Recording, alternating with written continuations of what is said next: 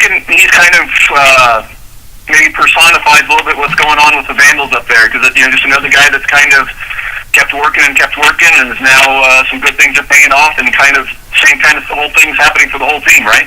No question. I think Isaiah is definitely kind of a little picture of what our whole team is. Isaiah is a guy that just came in and kept grinding and kept getting better every day, and never gave up and stuck to the grind, and now it's paying off, and he's just playing very, very well. Playing real good football right now. Has great vision. He's physical. He's breaking tackles, and does a great job of catching the ball in the backfield too. How did he end up earning the playing time? How did things kind of evolve from him kind of not getting a bunch of carries to all of a sudden just being this breakout back that he is? Kind of started happening in the second half of the Appalachian State game. I thought in the first half there was a lot of times we were one-on-one and we weren't breaking tackles, so I kind of put him in at the end of that game, and he was running hard. And then that next week was a bye week, and early in the week, actually Coach Shoemaker was out on the road recruiting, and I had the running backs with me myself, and just was doing different things with them. And he had 2 great weeks of practice leading up to our next game, and then kind of got himself some more reps, and took it and ran, and has done a great job with it ever since. Took and ran with it literally, right? Yeah, he sure did. What does he do differently than maybe Duckworth does? Kind of describe the 2 styles between those 2 backs and what he's come in and maybe brought an extra element. He's a little bit more of a north-south downhill.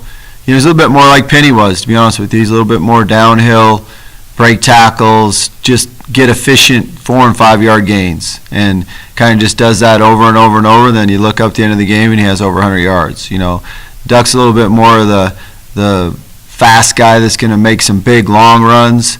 And then, but Duck got in there a couple of runs that he had last game. He ran real hard too. So, I think they all complement each other, and it's still a thing of who works the hardest each week in practice. I think that helps. You have all 3 of them competing all the time.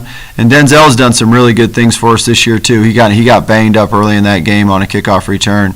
But I like all 3 of them. I think it's great to have them all and have them compete against each other each day in practice, and that brings out the best of all of them, and whoever works the hardest in practice, and then whoever's hot, playing well early in the game, that's usually going to get it the most.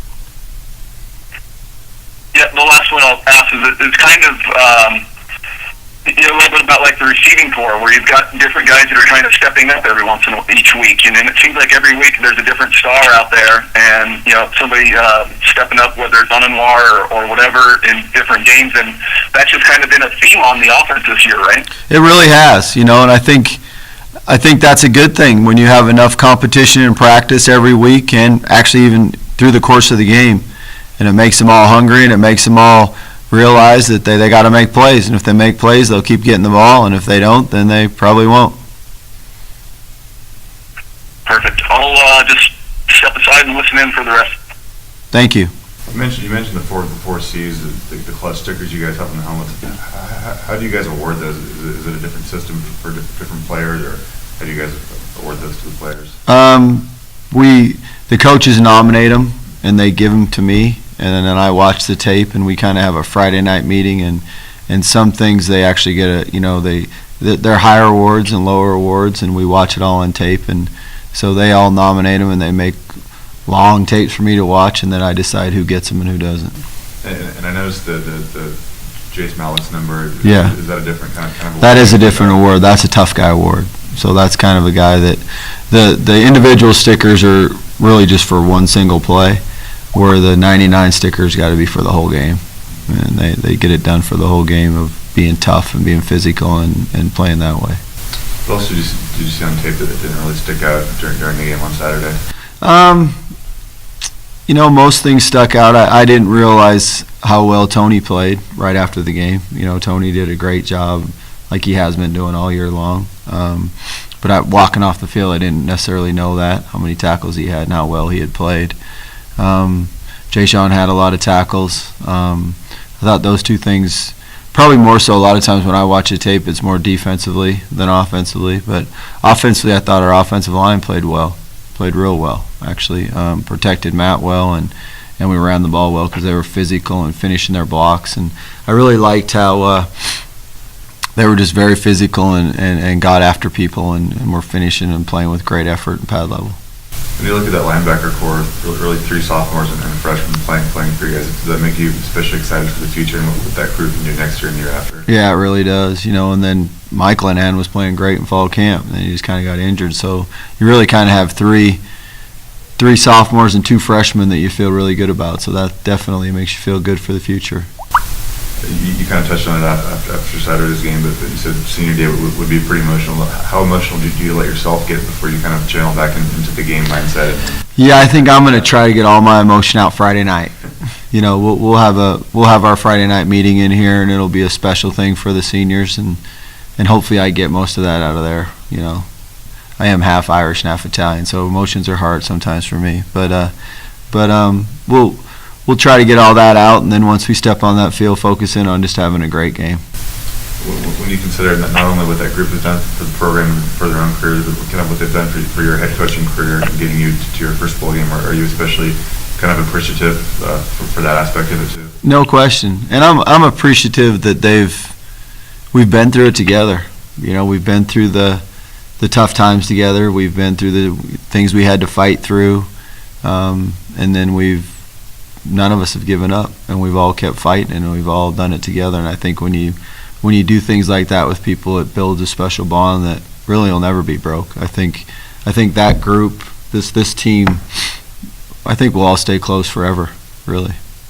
When you recruited a lot of those guys, how did you kind of sell them on coming to a program that was still trying to turn things around and might not get to a bowl game immediately, but potentially in 3 or 4 years you guys can eventually get there and get to 6 wins, get more than that? Yeah, it was that very first recruiting class is always kind of crazy, but me and my brother talked about it a lot. A lot of times that ends up being maybe one of your best class because you don't overanalyze people.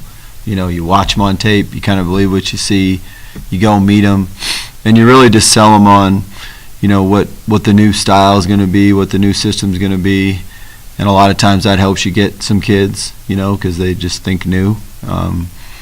But it was more so just getting out and getting to know them. I think our assistants did a really good job of recruiting that year. And when you look back on it, it was a very good recruiting class, that first year's class. You're also getting guys that are coming just because they want to be a part of the program, not necessarily for the wins or anything like that or stats. You have guys who really kind of are wanting to buy into something and be a part of turnaround and something that a lot of guys wouldn't want to be a part of. Yeah. You got guys that wanted to go be a part of turning something around, and then some guys you got. I think every single recruit's different. Some you get because they like the small town atmosphere. Some you got because they just wanted to be a Division I player no matter what, and we're the Division I school that was recruiting them. Some you got because they really liked what we were going to do offensively or what we were doing defensively, and I think each guy was a little bit different. But some we got because their dads played here, and then that was just kind of. That was kind of that class, but we've been through a lot, and it's a pretty special class. You talked about Georgia State being a pretty talented team. They haven't won a lot of games, but a lot of their games have been close. Is their record maybe a little bit deceiving? Yeah, they scare you. Like if you just watch cut-ups, which is kind of how you game plan. I said it to our coaches last night. I go, if you just watch their cut-ups and didn't know the record, you would think they were 8-3. Just when you just watch them. We've kind of followed them all year anyway, so I've been watching their offense all year, and then this week watching their defense. Not many people have scored a lot of points on them, so their defense has done a good job. They're high in most of the stats, and then offensively, they just got playmakers all over the place, so they're definitely a team that scares you. You kind of assume maybe a team will lose some motivation after losing the head coach, but they go and beat a pretty good Georgia Southern team. And does that kind of show you that maybe they're playing for Coach Lopano and really are fired up to finish the season out for him? Yeah, and they got a lot of seniors, and Coach Lopano is a great coach, and I'm sure he'll be fired up coming back home. He was a great football player here, so he's kind of coming home to back to the Vandals, and so he'll be excited. Those players will be excited, so I expect a great football game, and we're going to have to try to find a way to win it in the fourth quarter, no question. Like you said, he coached here. I think him and Scott Linehan coached together. Did you and Tim ever cross paths? I always heard his name. I worked with a whole bunch of people, and his nickname was Pup, and I would hear everyone always talk about him, and I coached with different people that either coached with him or played with him, but we were never actually at the same place at the same time. I a year or two away a couple different times. They seem to be a team that likes to pass the ball a lot. You kind of mentioned the receivers. They have a pretty good one of the more efficient quarterbacks. Are they kind of unlike most teams you guys have seen that like to run the ball a little more? Yeah, they're going to pass it first. Their number one thing they want to do is pass, and they'll run it just enough so that you have to defend the run. And they didn't even do it that much against Georgia Southern. They got a lot of empty sets and just threw the ball around. They got very good receivers, but no question, number one thing they want to do is throw the ball. And I think on the other side, they have a pretty good pass defense, just like South Alabama. Is this another game where you're going to look to the ground and try to establish that first? Yeah, I think any time that we can run the ball well, that helps us protect Matt, helps keep the defense where they have to defend both. That's usually how we play better if we can do both.